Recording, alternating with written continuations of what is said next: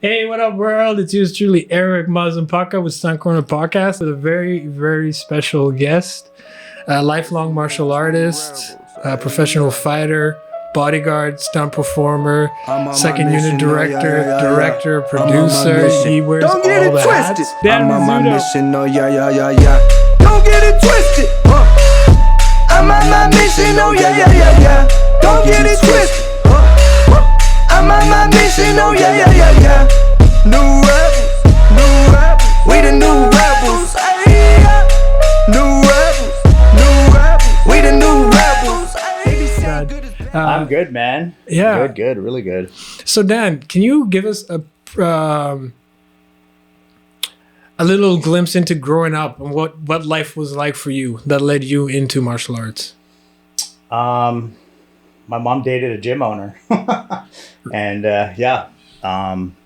and she met him, and I was a troubled kid for sure. We had a crazy upbringing. Life was not easy at all. We were like broke, like heat your house with your oven broke. Yeah. So obviously getting into trouble and crap with everybody, and one thing led to another. Started at the gym, fell in love with it, started boxing, then got into some karate. I didn't really like karate because you had to stand still, and I wanted to move, so I followed into kickboxing, and it just blossomed.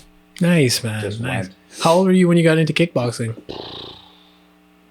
Young. I don't even remember. Really young. I think probably just early double digits. Wow. Yeah. So how many decades have you been proficient at martial arts? Oh man, is anybody ever proficient? You're like ever growing and evolving until you're not. Yeah.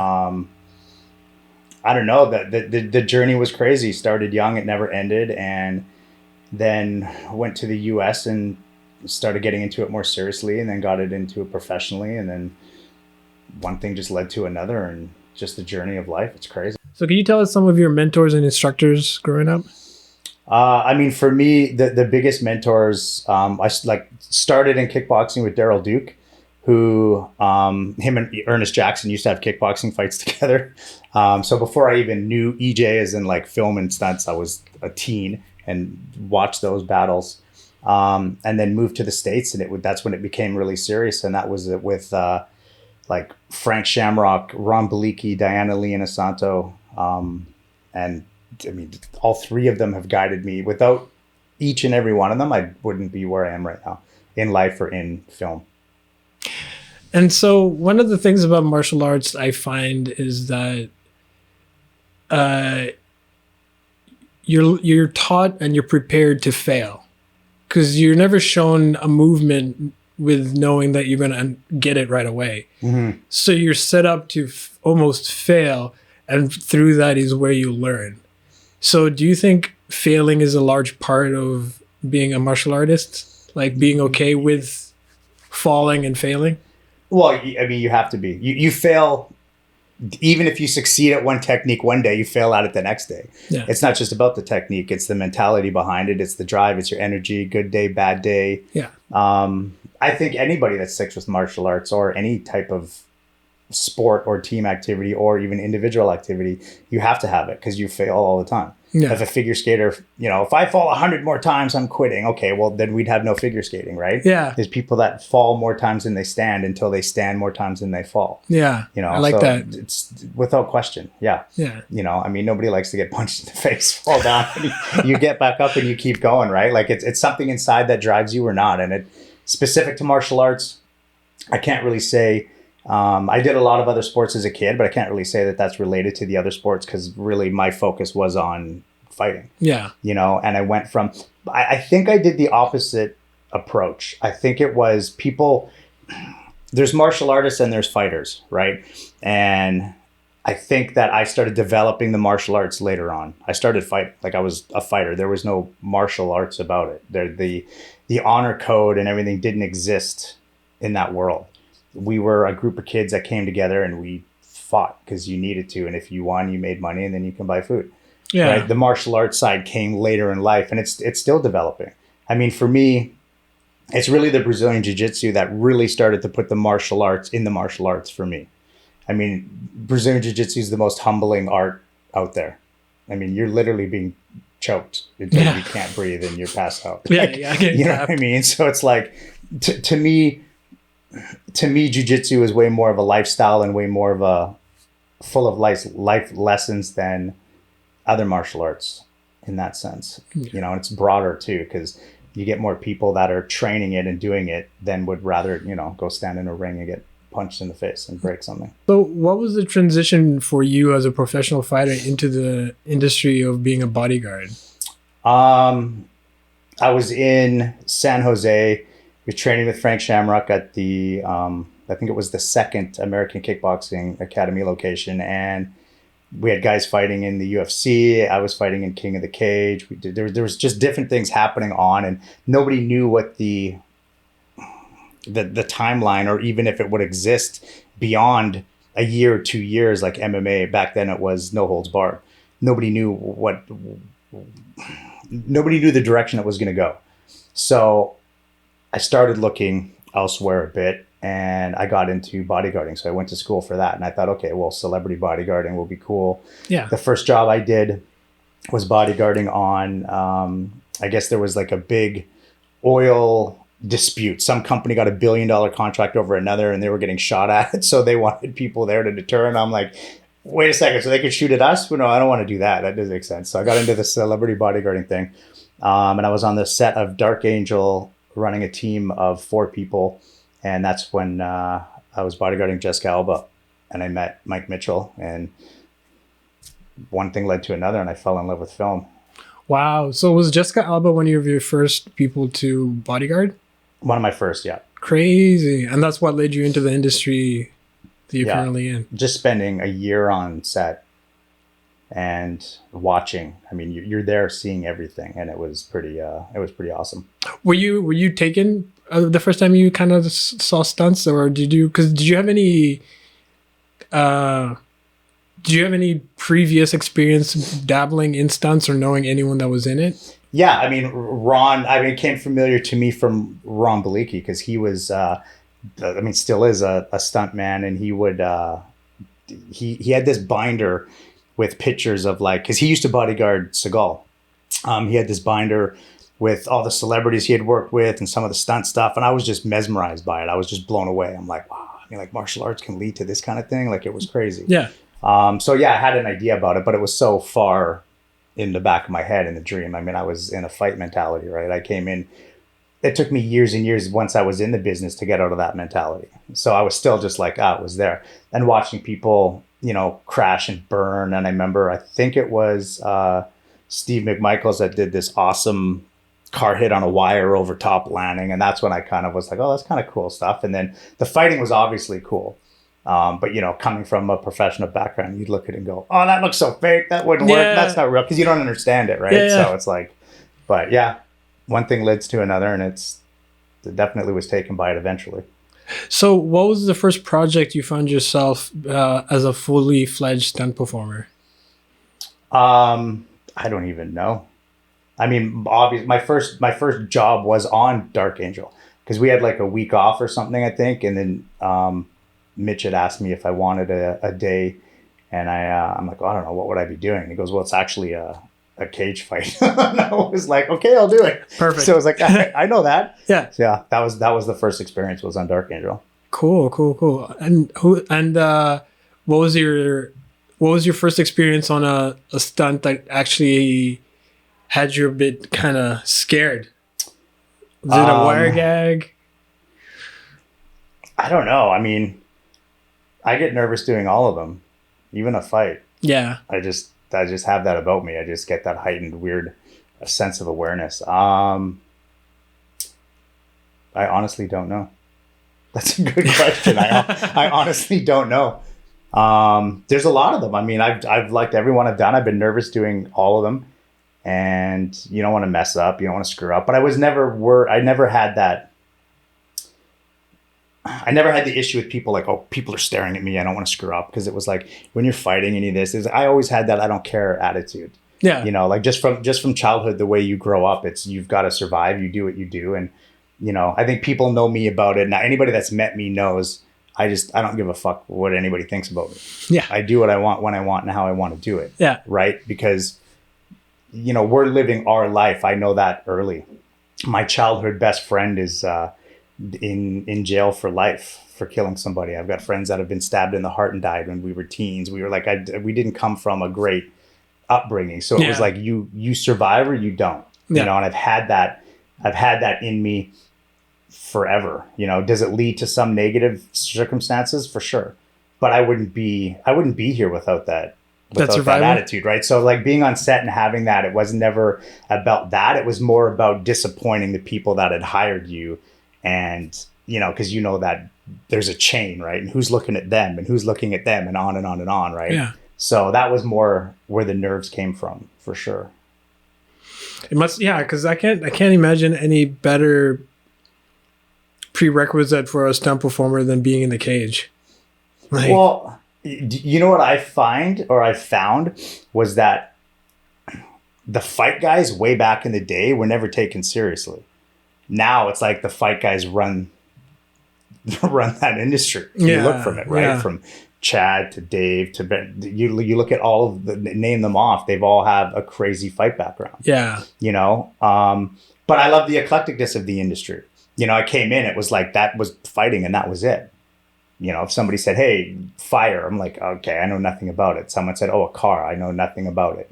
Someone said gymnastics, I'm like, my feet don't leave the ground. You know what I mean? Like you didn't know, but the industry is so eclectic that I found then everybody was awesome and everybody would teach you a little bit of theirs. It's like, well, if they don't know fighting, maybe I can help here. And if they know something about fire, I'm going to learn it from here. Yeah. And like, we're going to fall and build a box rig. I'm like, what the heck's a box rig? How do I build a box rig? He goes, well, if you don't build it properly, then chances are you're going to go through it and you're going to hit the concrete. Okay, well, let's learn how to do it properly. But it was different then because you were allowed to go to set and learn.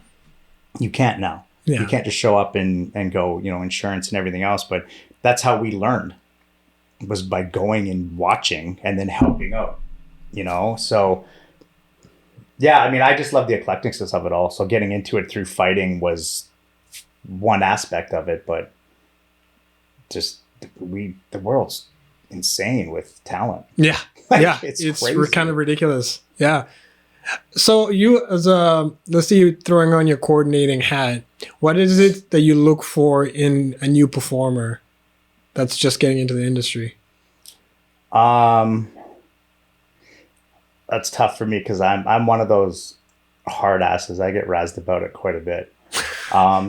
And honestly, it's just because of the background that I come from. Yeah. Like and not just within the industry, right? Like, and we did, I have to say it, like, even my generation, we busted our ass to really break in to make it a full-time living.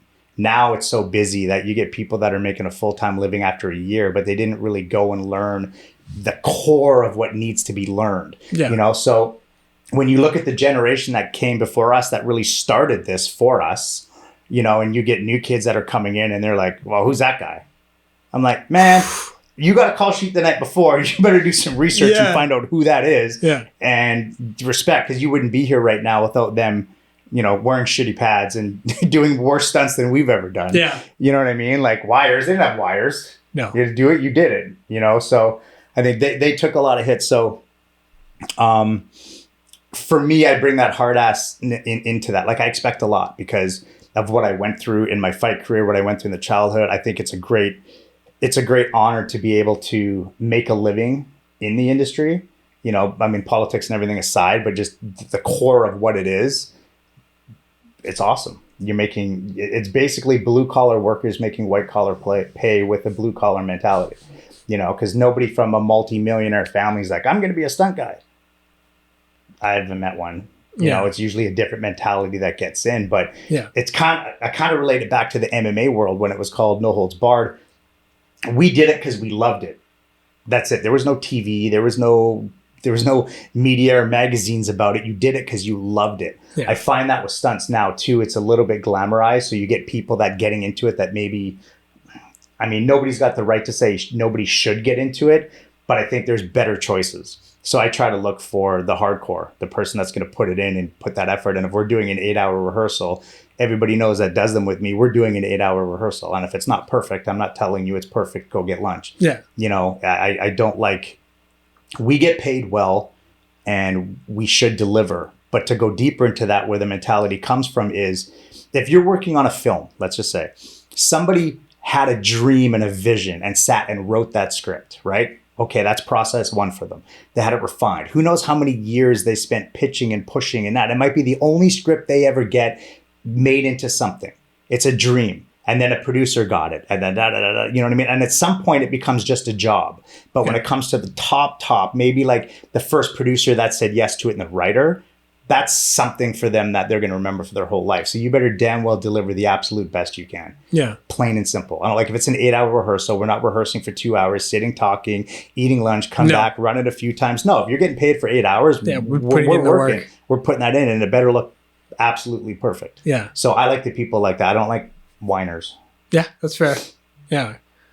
And also because it's an industry where it's like one small mistake could lead to a huge problem. 100%. Like one misstep, you're not paying attention, like there's a lot of with the money that's involved, there's also the people's lives, people's mind state, like. Well, and it's a respect thing too. And like I said about that chain, right? If a coordinator calls you to do something, he's got belief that you can do it. Yeah. Because he doesn't want to be behind the monitor going like, oh my God, I hope he does it. I hope he does it. Oh my God. Whew, thank God he did it. No, he wants to have that confidence because his job's on the line. His reputation's on the line. Maybe he's got a family to feed and he's got a mortgage and that, like, try to look deeper into it than just, oh, I'm going up, I'm going to fall down and that's it. Yeah. Learn it, put into it. Because, I see too many people, especially in Vancouver with a lot of performers, they get settled. It's fine. I'm working. I must be okay. And then you see the different guys here that train all the time and push and create and play. Why is that level different? Well, because they're training and they're putting the time in when they're not getting paid for it. Yeah. But you are getting paid for it. You're being hired because of your toolkit, right? Like we all have a toolbox. Yeah. And the more tools you have in it, the more that can be created, right? Coming from the fight choreographer side, which I absolutely love.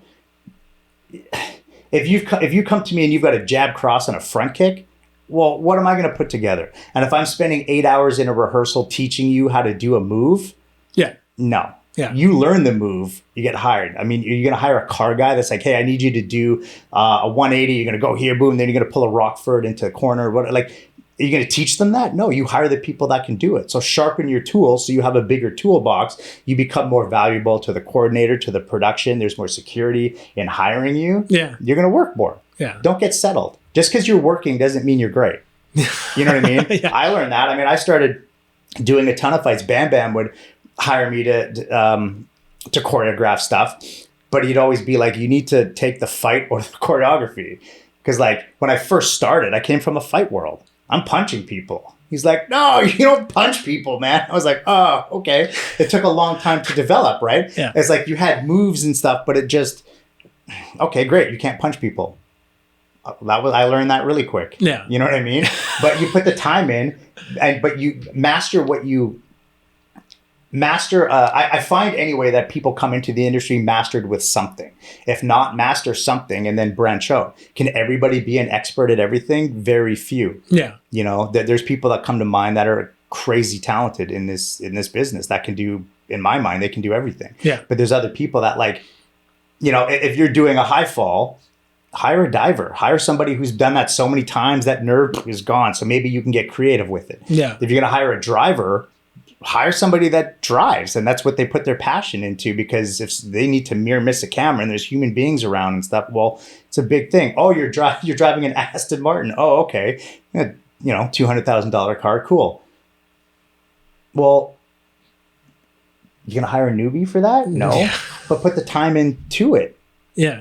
So I just find that it doesn't happen a lot here, that there's the group that does, and then there's the group that just, you can hear it on set when you're on set with them. They're talking about how much money they make and that, but they're not training. And it's like, okay, well, it's going to bite you in the ass. Yeah, eventually. It's not only for your safety, but it's somebody's dream. I always go back to that. Somebody sat and created this concept and wrote it. And that's their dream that you're working on.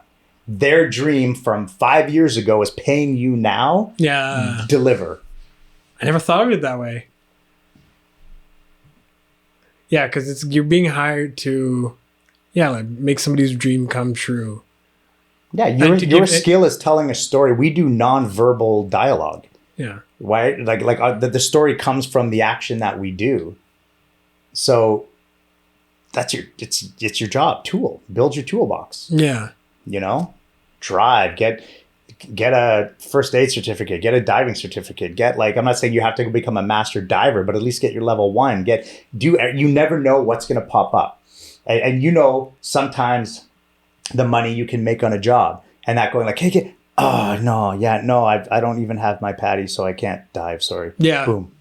Well, okay. How much did that cost you? Yeah. You know what I mean? Yeah. Learn everything. Yeah. There's talent here that just trains nonstop. That is just. And you see it. Oh, it's crazy. Yeah, you can see it. Yeah. We have a gap in Vancouver for sure. We've got the ultra crazy talented and then the middle ground. And then there are people that, walk and trip over a garbage can and call it a stunt. Yeah. So that difference between middle ground and the upper echelon for you is just putting in that time. Well, I to me, I think it's time because I've never met any of the older generation guys that will say no. If you go to them and say, hey, can you help teach me this? Can you help show me this? I don't understand this. Yeah. I've never seen anybody say no. They're open. Yeah. It's there. It's free. It's free university. It's free tuition. Yeah. If someone says, hey, I've got this thing going, I say, well, hey, do you mind if I come and watch, or do you mind if I that, or can I come to rehearsal and check it out or whatever? Yeah. That's on you if you're not putting that time in. Yeah. The attitude of, when I noticed it changes, Kamani and I were doing a show and we needed people to come build a rig for us on a safety rig for somebody on it was on a line, but they were window washing, right? Thing. And it's they fall and do this thing. Yeah. And we call for volunteers, and how many people were well, how much do I get paid? And I was like, no. I'm like, dude, you don't even have 1 credit, or you have 1 credit and you're asking how much you're getting paid? Yeah, you just say yes. What? Okay, sorry, bye. Never calling them again. You know what I mean? It's changed because back when we were getting in, it was all about a lot of us came from the nightclub world, so you'd work at nighttime to have your days free to go volunteer on set to learn how to do stuff. Yeah. I loved it. I wish we still had that because what better way to learn? Yeah. And I think we got to learn from some brilliant minds for sure. And we're always evolving. You're still learning, Yeah. From a coordinating perspective, the coordinator's not the know-it-all. To be a good coordinator, you hire people that are better than you. Yeah. Period. Yeah. If you're a coordinator that hires everybody that's worse than you, you got an ego problem. Yeah. Right? You want to hire people. I'm not a driver. I can do my 90s, I can do my 180s, and I can do basic stuff, and that's it. You want to, you're going to come around here, you're going to miss it. Nope, not me. It's not my thing. Right? I've never felt that passion for it. But if I'm doing a driving sequence, I'm going to hire the guys that are way better drivers than I am that can point out, say, hey, did you think about this? Good call. Because I'm learning. And the next time I do a driving sequence coordinating, I can say, well, we've got this. It's always ever evolving, Yeah. To have those minds to pull from and not take advantage of it is crazy. Yeah, that's really key, is to be able to surround yourself with people that know more than you. 100%. And that's always been such a natural thing for me growing up. But that's humanity. Yeah.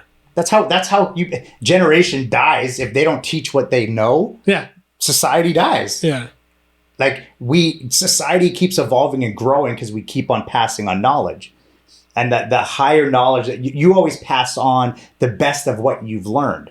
So you've already gone through that evolution. Here's the best of what I've learned. The next generation evolved. Here's the best of what have I learned. And there you have your growth of humanity. Yeah. Forget film, just in general. Yeah. So of course, anything we do in any industry, that's what builds it.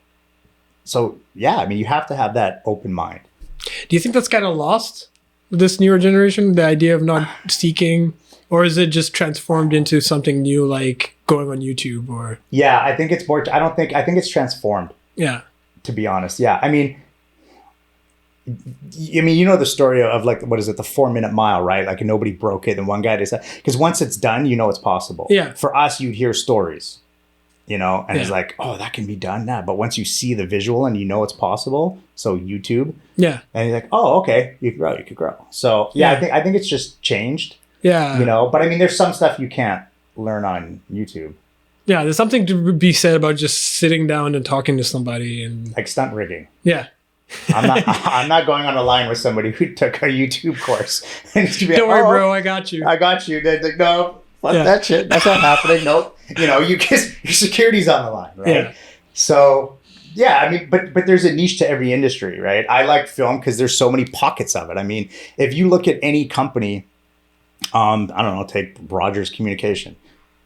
What makes up Rogers Communication? What makes a company a company? Departments. Yeah. It's all the individual departments, marketing, sales, and that's film. Yeah. Like there's no one department that's more important than another, really, because it all fails without it. Except Crafty. Except Crafty. Yeah, this is true. This is true. Then we all fail. Yeah. Then we all fail. But you know what I mean? Like there's no department. You have to have everything. Everything makes it. Sound. Look at the most beautiful movie with terrible sound. Ugh. Look at beautiful sound with terrible imagery. The DP, the lighting is terrible. Okay, well, great. Like the costumes. Say you had the beautiful sets and you had beautiful sound and beautiful lighting, but you wore your Nike shirt but it's a period piece and you're supposed to be in the 20s. You know what I mean? Like every department plays that we create that visual, that image, that feeling, that vibe together.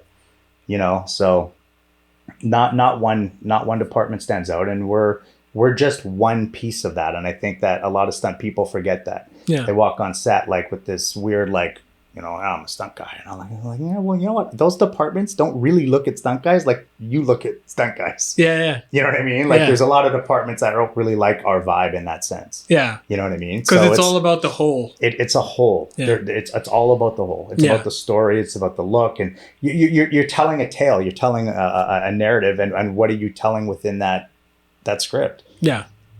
Sound helps.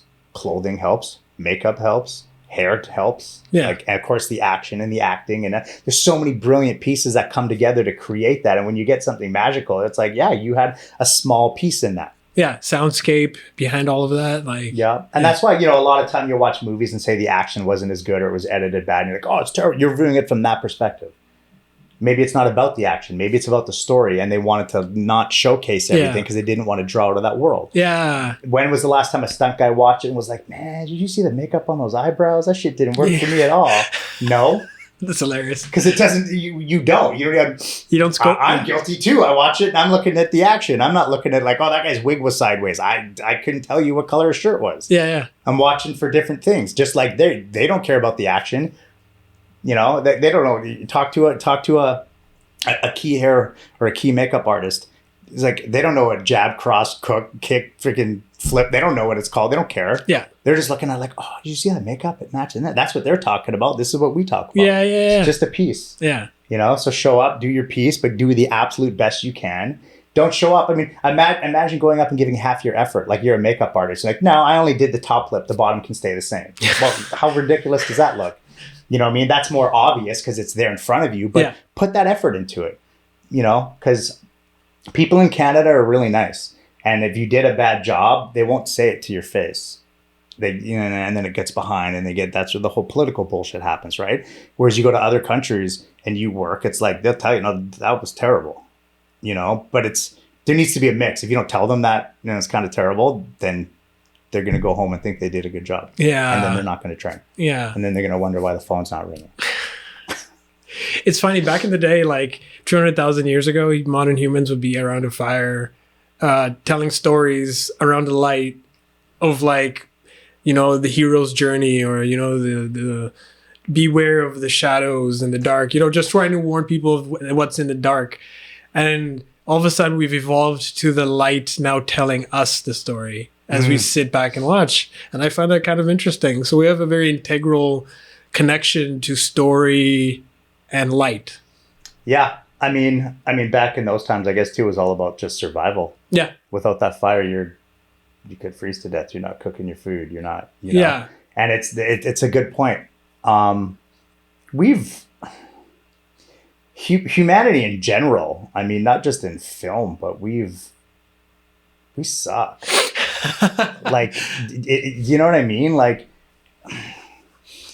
the way that I honestly view this is like you're saying, that the light is telling us that story now, is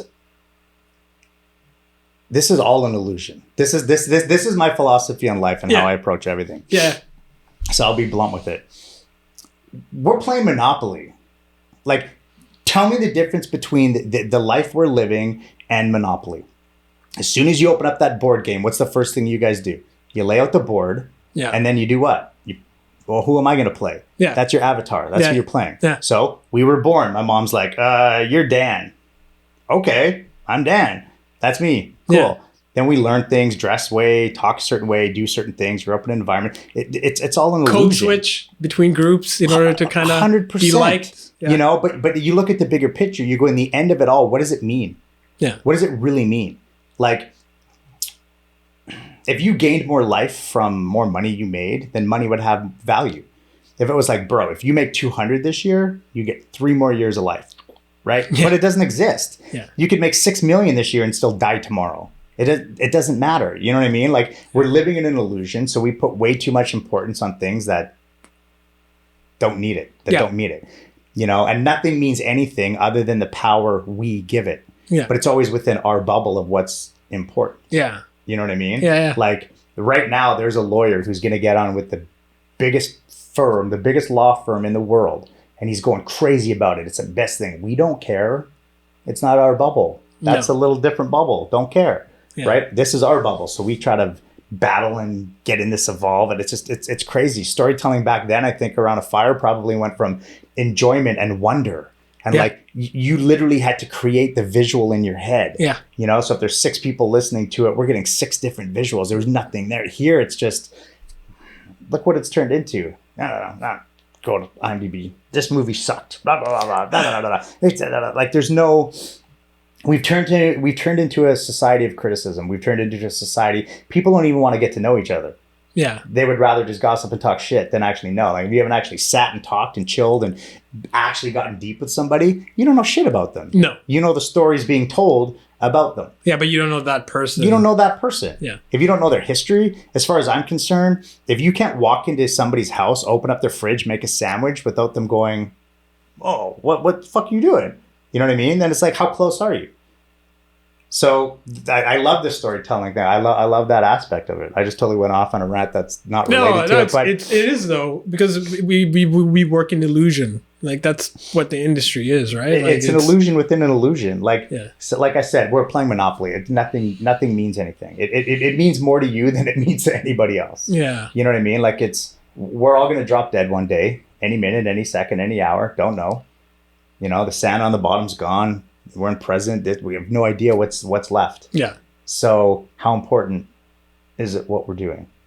Yeah, that's interesting, man.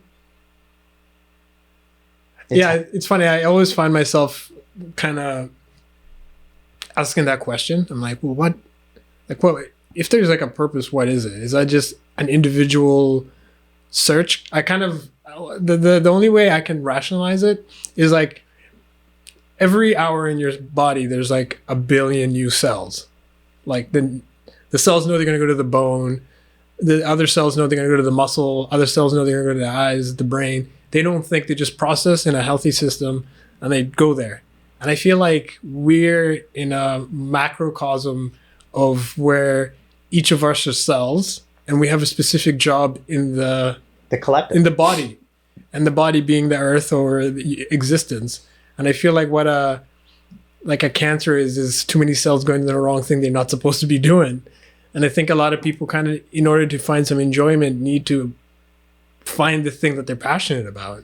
100%. Dude, I agree with you 100%. Look at, I call humans space ants all the time. Yeah. Like, if you look at Earth, within our galaxy, the Milky Way, right? Like within the galaxy, like, oh, it's vast, it's huge. Okay, but they know that NASA's discovered hundreds of millions of galaxies.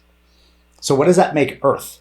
If there's hundreds of millions of and who knows how many more, we're literally on a rock floating in the abyss of nothingness, and we feel so important, and everything we do is so important. Have you seen the cartoon Horton Hears a Who? That sounds familiar. So watch it, because at the end it's like all this madness happens within it, and then it's like, oh, it's so important, it's crazy, and then at the very end it just pulls out, and it's like a speck that's on a flower that goes away. Like, that's how I view us. Like we're and you said, what's the purpose? And I go, well, does there have to be one? Like our inherent laws of nature are gone. We don't feed them anymore. Why we get like depressed or we're sad, or those are signs and signals that we're not listening to what is being told. Yeah. Like happiness is there and what makes you happy is there, but you've got to know how to listen to it. But we don't get taught that. No. And this industry has a way of stealing your time and your focus into that. I'm sure every industry does, but this specifically, you're doing crazy long hours. You're working day in and day out. You're beat up, but you got to show up the next day. Your personal life is suffering. You can't get banking done, or your relationship suffered. All this stuff happens for this. Well, why do you think people end up just sleeping for a month after they're done a big job, or really refocusing and going, yo, great, my life, my relationship sucks, and I haven't talked to my good friends in how long, and on. Like it has that inherent ability more so than others. I would say, yeah, you know, and we get lucky on set because it's like you might have a short day and you're gone, or rehearsal, you're gone. If you're a crew member and you're on a show, you're there day in and day out from call till wrap, no matter what. You think we get burned out? How burned out do they get? Yeah. You know, like it's perspective. How important is it to you what keeps you grounded in it? What are your passions that keep you grounded? You got to define grounded, because I'm psychotic. I do what I want to do. I'm excited. Why I'm here on Earth, what this even is, I don't know. Maybe I'm just drive. I just want to do things. I love learning. Yeah. My addiction and my happiness is learning. I spend money on like podcasts and online courses and like just so many things. When I was a kid, obviously couldn't afford to go to university. Didn't have the grades for it anyway. But someone said to me, okay, but wherever you want to go, you can learn all of this, but focus on what you want to. Like I went and actually bought used university books and would read them. Did I understand all of it? Nope. But I picked up stuff from them. I just have this addiction. I learned useless knowledge useless for the industry that I'm in, but I want to learn. I want to die learning. And I like achieving things. But for no reason. Like I just like doing them. I've started 2 companies and sold them. Why didn't I keep them? Because I don't want to run them. Yeah. I just like creating and doing and achieving goals. We're here. Yeah. Why am I here? I don't know. But while I'm here, I'm going to create. I don't know. Yeah. We're here. We're here. I love how this is going philosophical. But I mean, we're here because we're like, we're not here because we're told by, oh, you were born and then this was this and this is the earth and this is, there's so much more to that and we all feel it. You know, like they're just regurgitating information that they were told. Like a teacher, I mean, is regurgitating information telling us. We take it as truth and fact and we live our life that way. Because I think of the digital era, we're processing so much data that we've never had before. You want to learn something, go to the library, get a book, read it. Okay, great. Yeah. Like videos and learn. No. We're processing so much that we're like hyper evolving in different ways. I think the kids and like 9, 10, 11, 12-year-olds growing up in this generation, they're going to be way more smart than we were. Yeah. Genius, that their brains are developing in a way that ours aren't. Some positive, I guess, if you're playing video games, whatever. But the ones that are learning and ingesting all of that knowledge, wow. You know, and we have that ability that it becomes... I mean, fuck it. I go in circles, but it's coming back to your whole, why are we here? I mean, who cares? Well, yeah, I view, like your previous statement when you said, I think like humans suck.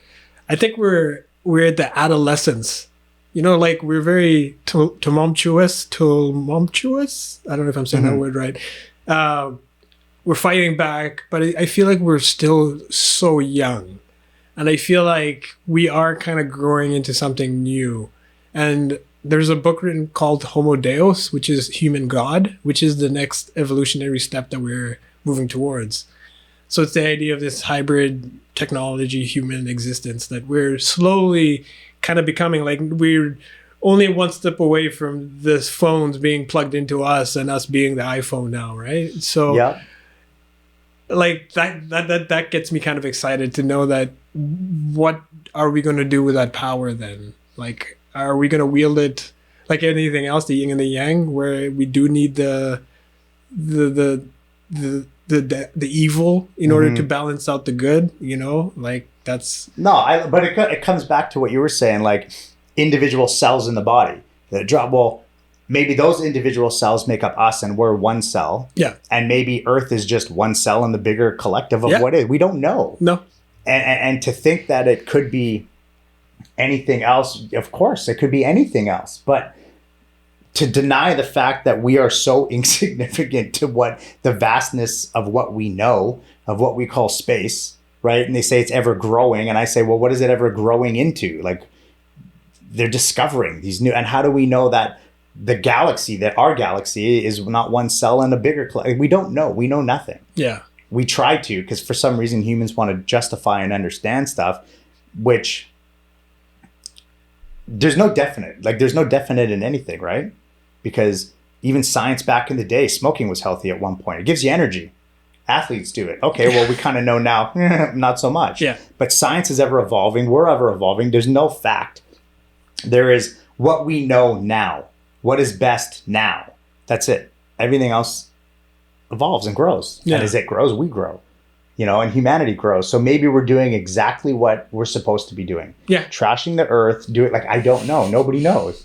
Maybe feel like, oh, humans, like, I don't know. I mean, from the perspective we're living in now and the pain we cause each other and the drama and the stupid shit and not putting time into getting to know people, but still talking about them and wars and that, like, that's why I say humans are stupid. Like, it's just, it makes no sense. I logically know if I take a knife and stab somebody in the throat, I'm going to kill them. And they're probably going to have some human beings on this planet that are going to miss them. Yeah.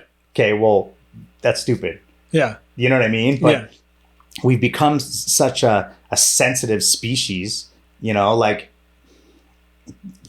not everywhere, but especially here. It's like you literally could just be like, man, that was stupid. I can't believe you called me stupid. I didn't say you were stupid. I said that was stupid. We've become this oversensitive culture where it's nobody knows anything. We want things to mean more than they actually do because it gives us a sense of power and it feeds our ego and our pride and we think that we're better than that. And it's such an illusionary myth. We think we're these powerful beings, yet a little bug that doesn't even exist can get us sick and we're blowing our nose and shitting our pants for a week. Yeah. We didn't even see it. You've never seen one in your life. Yeah. But it can ruin your day. You know what I mean? Like, we're nothing. Yeah. You go to the gym, do what you want to do. You get cancer within weeks. Okay, it's all gone. How powerful are we? Yeah. Like, I think we need to put humans in perspective of where we fit in this, whatever this is. Yeah. And so for you, like, there's a importance in creating for you. There's something to be said about Dan and the need to create. And so what are some other outlets you use creatively to express? Well, I have published poetry. Oh, cool! I read a lot. Cool. I write a lot. Yeah, I've got a lot of poetry. Published poet. We can add that to the list of. And it's under a different name. I'll let you read some, but it's under a different name because it's just a complete alter ego side of it. Dorian Gray. but it is because I came, like I said, my background was harsh. I mean, I literally remember I had fistfights with my mom. Yeah. You know, like it just.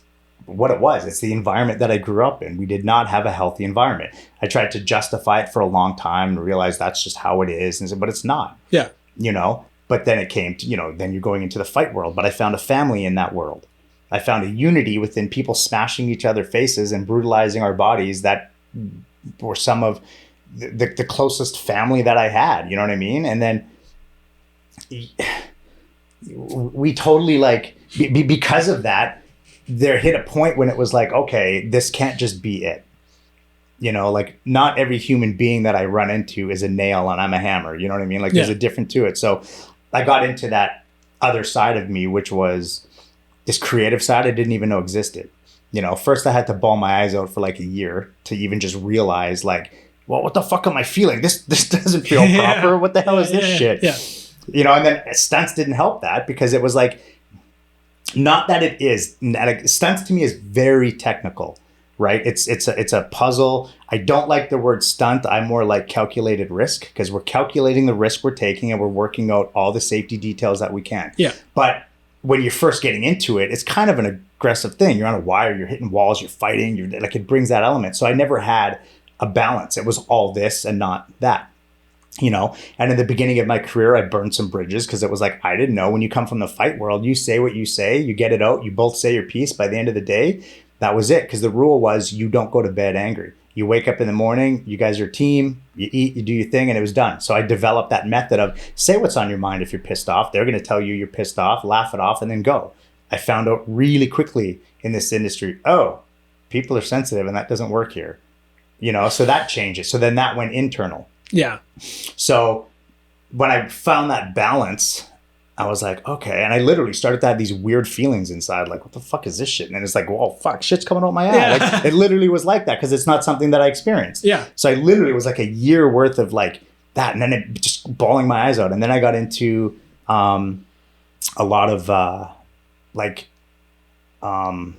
lot of books on psychology, most of which I didn't understand what I was reading. Yeah. But there was elements that stood out.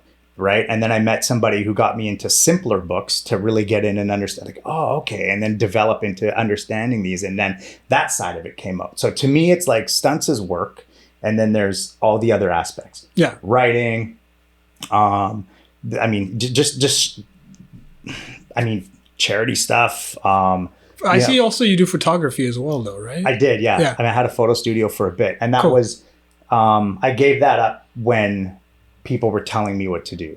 Like, I want to shoot like this. I want to shoot. So now I just shoot creatively. But a lot of that side, there's a whole side of me that nobody knows. Yeah. Because I kind of have it, especially within this industry, is not everybody is deserving to know all of you. Why? Why is everybody deserving to know all of you? Yeah. I'm here to do a job. I do my job well. This is what it is. And that's it. We're not going to be like good friends and go on vacations together. There's acquaintances. And then there's the people that you absolutely can't stand, but you can still respect them. Yeah. There's a lot of people in this industry I can't stand. Yeah.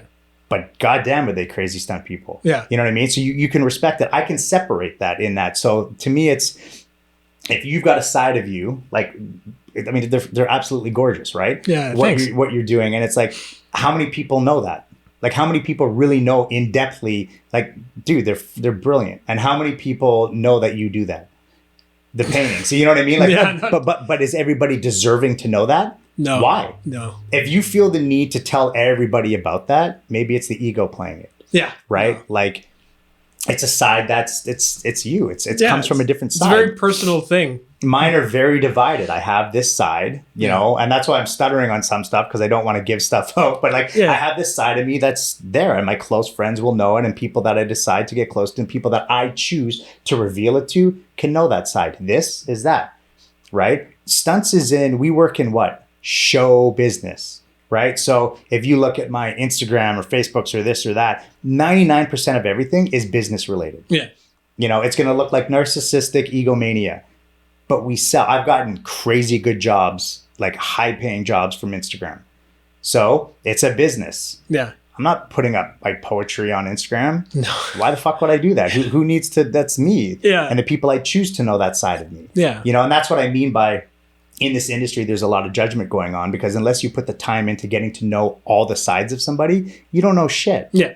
You know what somebody says about them, or you know maybe one thing, but how do you know they didn't have a bad day or they're this or that? They're like, and it's just like, ugh, forget it. Yeah. You know what I mean? So, yeah, I mean, I to go back to the question, yeah, I mean, I crave knowledge.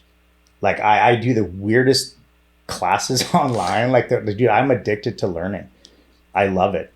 And I remember you earlier saying that it's like useless. You said some useless knowledge. I don't think there's anything.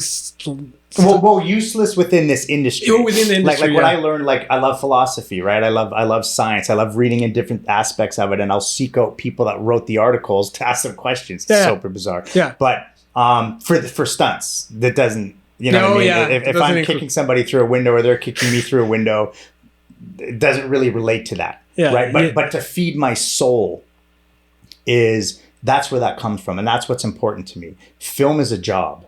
You know, writing scripts and producing and directing and that stuff, that's creative. That's the creative side. Yeah. Right. But showing up and doing a stunt is a job. That's just simply how I look at it. Do your best job, and that's that. But it doesn't define me. It's not me. And I don't give a shit what anybody thinks. They can view me however you want. Can you control the way everybody views you? No. No. You don't even know how everybody views you. Yeah. Do you care? No, because if you did, we would never leave the house. We'd be sitting there like, oh my God, people are that. Think, like, who gives a shit? Yeah. Who cares? Every human being on this planet is fucked up. Everyone. Yeah. Everybody goes through this. Everybody cries. Everybody's super happy. Everybody's like, oh, I want to achieve a goal and I did it. And achieving a goal is never going to feel as good to anybody else as it does to you. So it's like, live your life. Yeah, enjoy. Just do what you do and feed your passion. Everybody usually gets into an industry, not just film, but any industry, and finds it so hard to get out to chase what they want to chase because they're so connected in that industry. And if you don't think you're worried about what other people think in some degree, you're wrong, because you just go. That's what I do on my outside, and I like that it's private. The stunt industry is a political shit show, and it doesn't matter. People can look, it is, and they all know it. They can admit it or not, but we all know it is, right? Keep that side to yourself, because you don't owe it to anybody to explain it to them. Yeah. Are you happy? Yeah. Are you doing what feeds your passion and your soul? Yes. Fucking amazing. That's all that's important to you, that you can fall asleep at night. Yeah. And you can be like, fuck yeah. You don't need to share it with anybody. Yeah. You know, it's like the people that, oh, look at me, I donated $5 to this homeless guy. Give him fucking money, and who cares? You think he wants a camera on him? Like, do it. And do you think anybody needs to know? No. You know, that's one of the things I do every month. And I've literally, there's like maybe one human being that knows this, is that because we've done it together. He doesn't even live in this country anymore, but we get stacks of bills, right? It could be 100, 200, 300, depending on how the month goes. And when somebody asks you for money, you give it to them. Yeah. Doesn't matter who, doesn't matter. Well, he's probably going to buy drugs. So yeah, maybe that's what's going to keep him alive for one more day. Yeah. You know what I mean? Like, it's not you to decide. So that, I love doing that. I always make sure that I have something to give. So when people ask, I'm always giving it up. It's a beautiful universal exchange of karma. I call it karma currency. Where it's not like this, it's like an ethereal thing where, and the idea of just giving, it's like yeah, I feel you, man. I'm kind of the same way. Like, is giving not make you feel better than anything? Feel amazing. There's nothing better than giving. Yeah. Nothing. You know, and that's whether it's knowledge, whether it's something financial, whether it's time, even just sitting down. Well, especially time. Yeah. Time is the most valuable currency we have. Yeah. But yet everybody's chasing now it's a digit and a decimal symbol on a computer. Yeah. You open up your phone. That's how much money I have. That's more important than your time. Yeah. Like, I don't know if people know this, but we're all going to fucking die. Like, we're all going to die. Yeah. We're all going to be rotting corpses or burned ashes. Yeah. Floating or buried. Like, we're going to die. Yeah. You can't stop that. You cannot stop that. So what are you really living for? Yeah. Are you living to go, it's like, oh, that decimal point moved. And for the people that save like crazy, and I'm kind of guilty of that too, but I save for, I call them freedom dollars, so I can do what I want when I want, that kind of thing, right? But the people that become obsessed with money in that sense, you really got to look at it and go, but are you enjoying your life? Because if you drop dead tomorrow and it's like, yeah, I got 2 million saved, and you drop dead, do you know kind of experiences you could have had with that? Yeah. And yeah, you got to, I got to save for the future in case I live till I'm 90. If you got dementia, who cares? Yeah. But you know what I mean? Like, but you got to live. That's why I love the hourglass. It's always been the most powerful thing to me. The bottom is done. It's gone.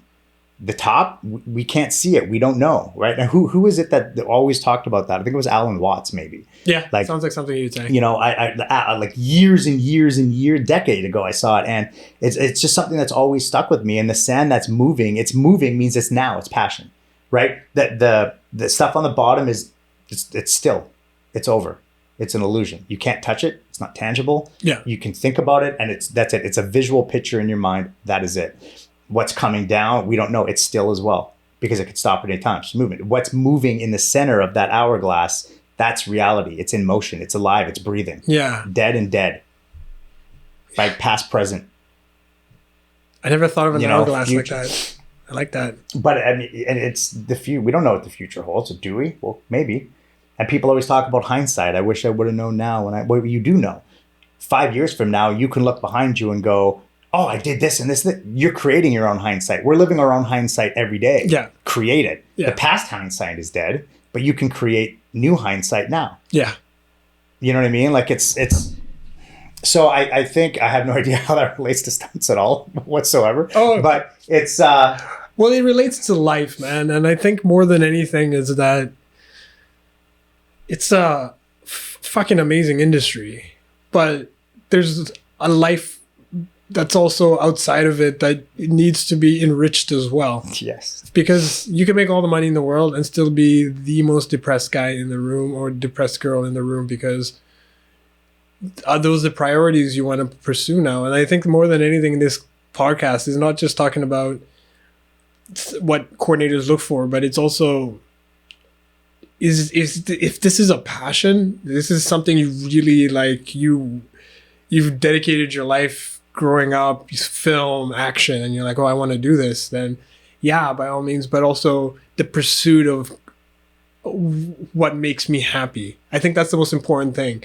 Yeah. Is the pursuit of being a joyful human. Well, being authentic to yourself. Yeah, being authentic to yourself. You know, but I mean, and you're right. Some people, that's all that, not everybody wants to chase anything. Some people are very happy. You show up, you make your money, you do your life, you're with your family, you do, and that's fine. It's perfect. If that makes you the ultimate happy, amazing. Yeah. Yeah. Fucking amazing. Just come in, do the best you can, grow, and that's it, right? Yeah. To me, it's the film industry is, there's no guarantees, as we know. Every time, as soon as they wrap you, if you don't have anything lined up, you're jobless. You know what I mean? Until the next one. And it is I tell the young performers that are killing it, perform as long as you can. Just perform, show up, do your job, make your money, save, invest, and that, just do it now. It's amazing. I wish we all got taught that, right? Like, put X amount away, invest in that. So if you're 20 years old and you're breaking in the industry, you put enough in investment. By the time you're 50 and retired, it's like, holy shit, you've actually accumulated millions based on growth. Yeah. You know, like, it's crazy. So if you love that aspect of it and that's what you want to do, fantastic. I honestly find for a lot of people at different stages in their career, they branch out to different things. Because like you said, if you're getting, the stunts can wear on you. And if it breaks you down and you mentally start breaking and get depressed about it and stuff, that's, to me, is an effect of not being truthful to yourself. Yeah. What else do you want to do? Like, Yeah. if it's not feeding that passion and that fire, and it's like, oh, shut up, I'm dead. It's like, yeah, we get it. It drains you, and we do love it. We're in it because we love it. Yeah. Nobody likes to fall down and get bruised and bumped because, you know, like, you're doing it, you love it. Yeah. Are a lot of people doing it strictly for money? I don't know, probably. I mean, if I said, hey, you're going to do a car hit, $300, you're going to be like, no. So you're going to do a car hit, 15 grand. Okay. Yeah. Do you really love it? Or do you love the money behind it? It's probably a bit of both, Yeah. right? So feed the passion. What is it? And maybe it's within the industry, you know, like maybe you create, and there are a lot of people that give back and create within the industry. Yeah. And that's a passion for them.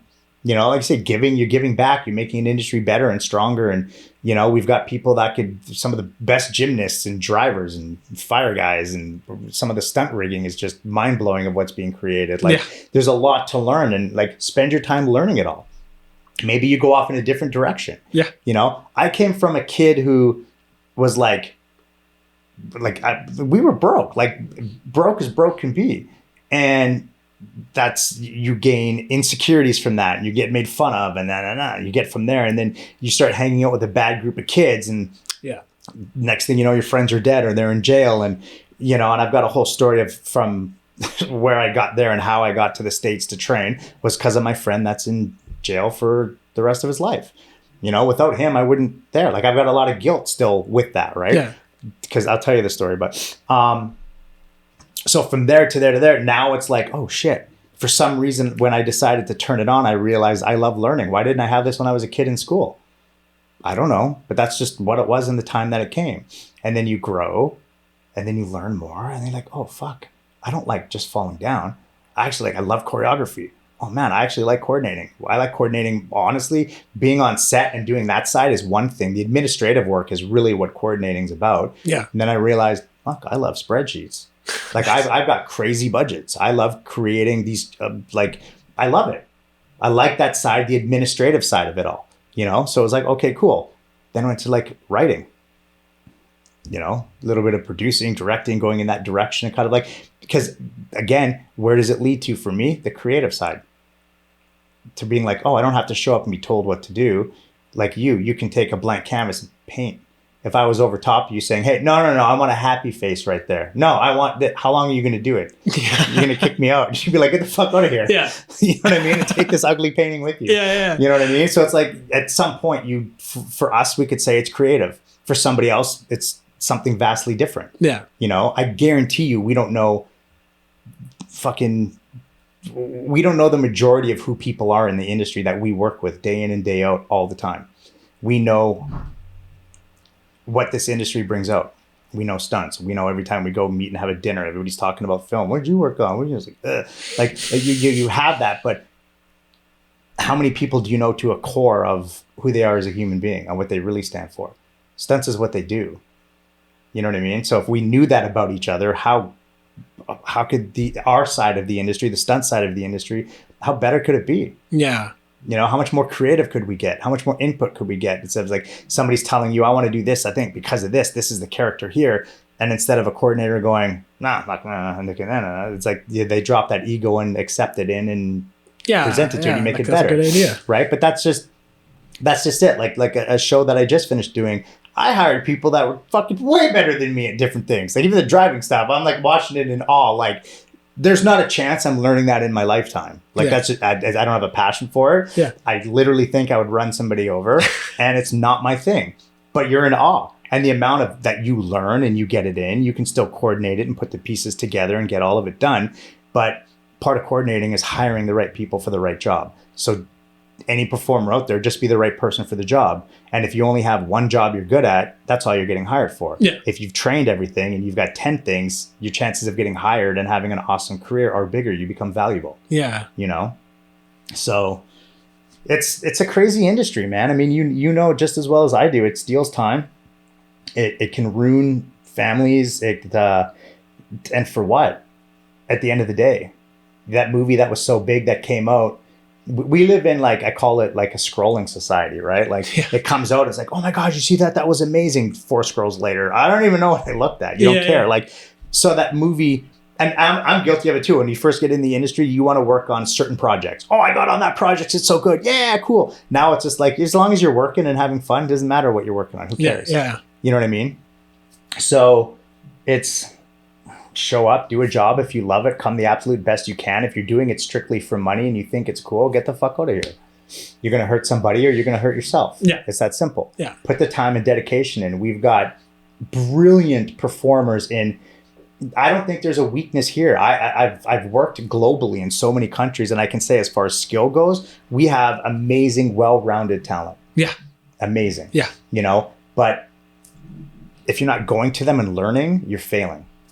You know, I mean, I don't know, take sword fighting. Okay, if you've never done it and a new show comes to town, it's like, hey man, can we do 4 privates? You teach me how to do swords? What are you going to learn in 4? Like, you can't learn how to do that in 4 privates. Yeah. Like, it's not going to happen. You know, it's like, can you teach me how to do a James Bond car chase in like 3 sessions? No. That's a lifetime of learning. And, you know, we've got ex-race car drivers that are in the industry up here. Yeah. You know, like Ryan Ennis used to race cars. I used to film his racing cars. And it was like, man, that's crazy. Yeah. Hired him on the last show that I did to do some things. And he literally was just like, kind of like how I am with fighting. It's just a breeze and whatever. He's just having conversation, gets in, and I'm all like, hey, but you got to make sure. It's like, he's like, I got this. And then he does this stuff. It's like, you know, Leaf too. I mean, Leaf did crazy stuff, but it was like, we had this little narrow, it was at a parkade, like going around one of the parkade structures. And it was like this much on each side. And I'm like, you want to drive it slow first a couple times? And he's like, no, I think I got it. And he just like whizzed it and did it so quickly. And I remember the director literally looked at me and was like, okay, we're wrapped. Like, yeah, we got it. Got it. I was all like, what the fuck was that? Yeah. Crazy. You know, so we have talent. Go and learn from it and show up, give your best. And because anybody now who's working continually, you're going to be the next coordinators. You're going to be the next directors, the next producers, the next whatever you want to go, wherever you want to get. And the fact is that the only difference when somebody new gets in the industry, they always had, I guess not just there's this God complex. Like you look at the next, oh man, I wish I could be there. I wish I could that. And you look at them at a heightened level. Don't look at anybody on that level. The only difference between them and you is time. Yeah. That's it. Yeah. They're not better. They're not worse. They're just born faster than you. And they're going to die quicker than you. Yeah. And it's time. You put in that time, you're there. Next thing you know, you're hiring. Yeah, yeah. And then you're going, it's a cycle. It's Yeah. time. That's it. Yeah. Nobody's better. And if they think they are, they can go fuck themselves too. Yeah. You know what I mean? Like Yeah. it's just, it's the way that it is. But if you're hired to do a specific job, do that job and train that job. Like for me, that's that's when I'm a hard ass. Yeah, yeah. You know, I see some terrible stuff and I'm just like, dude, this is not an industry that you should be in. Yeah. You know? Yeah. So I love it, but I hate it. That's saying it's a crazy business, man. Yeah, no, it is. There's no certainty of anything. It's crazy. So can you tell us your experience on your project Torn? Yeah, what do you want to know about it? Was this a passion project? It definitely was, yeah. You're not close to home? Definitely was, yeah. Yeah. Yeah. And you know, I've always done whether it's commercials. It's streaming right now as well, right? Yeah. And where can we find it? On Amazon. Amazon Prime. Yep. Perfect. So, you know, commercials, music video stuff. I've always tried to do things with really close friends. And I've got to know some really awesome people in this business that are amazing at what they do in other areas, you know, music, lighting, DOP, camera, all. And, you know, it's like the projects, when you're on a set together with everybody that you want to be on, it's just a different ballgame. Yeah. You know, so it definitely was. I mean, Josh Mazurel on a set, we wrote that in 15 days, which was insane. Yeah. We were in a flow state. Like, honestly, we were in this crazy flow state. And we hammered it out in 15 days. We shot it in 15 days because we had like no time. And it was like, we finished, I think, just a couple days before Christmas when the year that we did it. And it was like, but it was amazing. It was awesome. Like, but you learn a lot. Even then, I thought I knew what filmmaking was, right? But then at the end, the ending of that movie is nothing like it was really written. We had a cop who was like, your time's running out. And we're like, can we just get an hour extension? Nope. So we're literally like rushing and rewriting a scene with like, how do we take 6 pages and put it into one to create? But you learn a lot, but it was the most stressful, but the most fun experience. Yeah. You know, and it wouldn't have happened without, I mean, a large majority of that was funded by stunt people. Cool, man. You know, like, and that's what I mean is the collective is there. The knowledge is there. The people are there. There's a lot to do besides just show up, fall down and call it a day. Yeah. Like get out and create. Yeah. And I think it's being done more now. Yeah. Look at the kids now. They're out shooting everything all the time. It's and like it's the most amazing thing to see. Yeah. Yeah. It's ridiculous how talented some people here are, man. It's going to heighten cinema. Yeah. Those are the people you know that love it. That are like, I'm going to go throw myself on concrete for free for nothing to shoot it on an iPhone and edit it. And just because we want to practice. Not just fall once either. Yeah. But I mean, you know, the thing is too, though, is like it's show business. Like I said. So where do we see? I mean, I always on Instagram and YouTube looking at stuff. I've hired people solely on that on Instagram and go, dope, let's hire him. Because, you know, we can do it. I'm seeing him doing it. I know we can do it. It's exactly what we need. Yeah. Done. You got to get out there. But that's the thing with this industry is a lot of people are scared to showcase themselves. They're worried what other people think. And it's wrong. You got to get out of that. Nobody is ever going to like you. Like not everybody is going to like you. Yeah. Like nobody's going to ever like you. Nobody at all. But no, I mean, like not every single person is ever going to like you. You're always going to rub shoulders the wrong way. For no fault of your own. You may be more talented in a certain way than somebody else. You're working, they're not. Okay, they're going to badmouth you. Well, you're never going to stop that. Yeah. Are you going to hold yourself back and not be talented because you're worried about other people are going to think? No, you're going to explode and you're going to do what you do. We're in a visual epic now. Like I've literally been on a set. I was doing choreography on a set and the coordinator's like, man, and I said, you didn't hire so-and-so? Because that's exactly what they do. And these people on set actually took privates from this person to learn what they were doing. And I said, you did not. And he was like, well, who's that? And I opened up Instagram and said that. And he was like, oh shit. I said, yeah, they're doing a quarter of a good job because that taught it. And they only did like X amount of lessons. Next thing you know, that person's working. Yeah. You know what I mean? Like get online. That's the industry we're in. It's visual. We do visual. Yeah. You know what I mean? Put your stuff up there as long as it's good, and put it up there. Yeah. You know what I mean? It's stuff that we have references to go through. Everybody does. Yeah. You know, and it's a global. We can connect globally with anybody now. We all can with the cell phone. So you can say, oh, you get calls from people from all over the globe. Hey, do you have anybody that can this and that? Yeah, check them out. Boom, and you can help people. Yeah. You know, just don't be selfish about it. And yourself, be global. The industry is global. I always told people, get out there and go. Yeah. Yes, it's busy here. And yes, you can make a good living here. But if you're young, just go travel. Like, you don't want to get on a big feature somewhere and hang out and spend 9 months in a different country. You're doing it now when you can. You're not going to do it when you have 3 kids and a family, right? Yeah, yeah. So it's a global industry. We're more of a TV city, which is good for us because it keeps the industry going and it funds a lot of people. Yeah. We don't get a ton of big features here, but go jump on the features, get out there. And the people that do push out, how are they ever going to know you exist? Follow them, tag them, message them. I hound producers all the time. You'll see posts I'll put up, and then 3 hours later, that post is gone. It went up for a specific reason. It's all, I've got a spreadsheet of how I do and why I post and what I do, but it works. Yeah. Because everybody's on it and what they do, you know, and it's play the game. There's something to be said about being able to adapt in this industry. Is that one of the key characteristics you think a performer should have coming in, being able to be adaptable?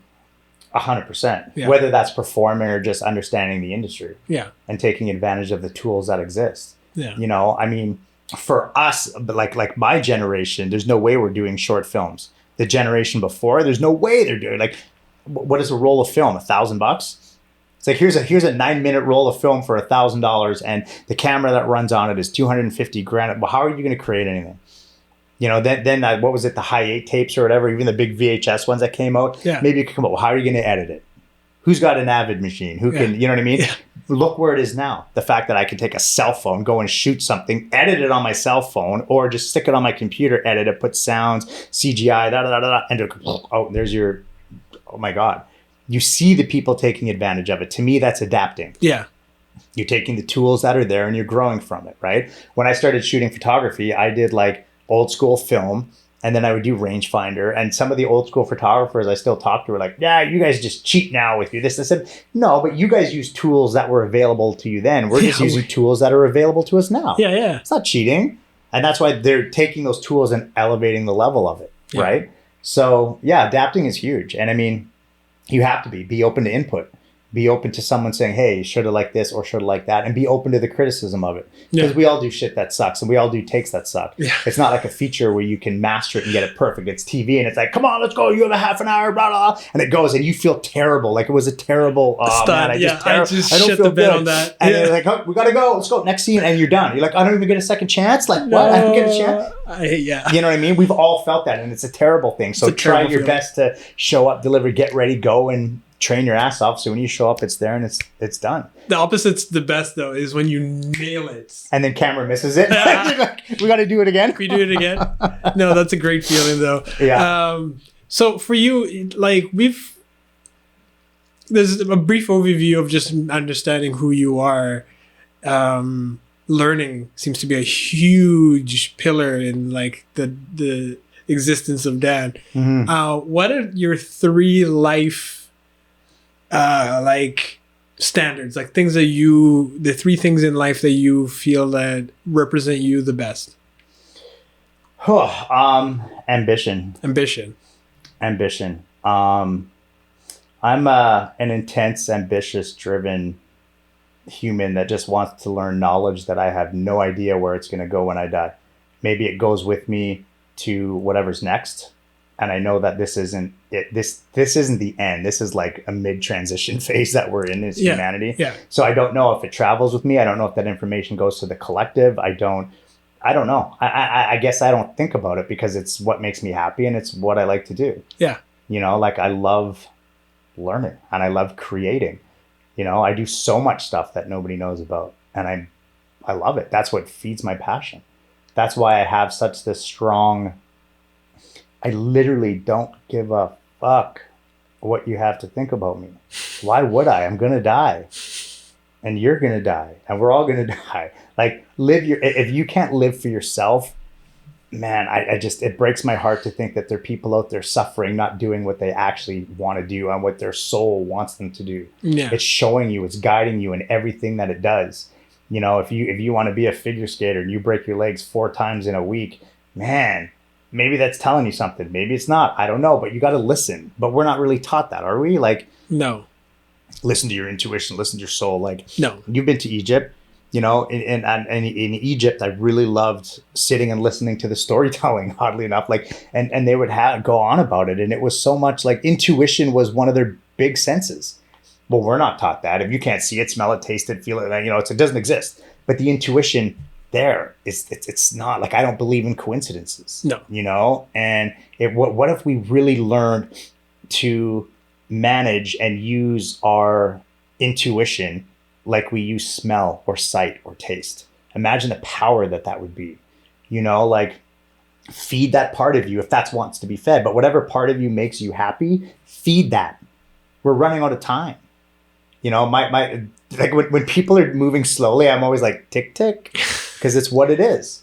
You know, one more grain of sand. In that, next time you look in an hourglass, okay, I want you to look at the top of it. Yeah. And I want you to represent. So let's say that there are 50,000 grains of sand left in there. One of those grains of sand is your death. One of those, when it drops, is the last one that's going to drop, and you're dead. We are all running out of time. So why would you not want to go and feel and feed your passion, whatever it is? Yeah. If it's the industry, fantastic. Be the best that you can be and help everybody out that you can.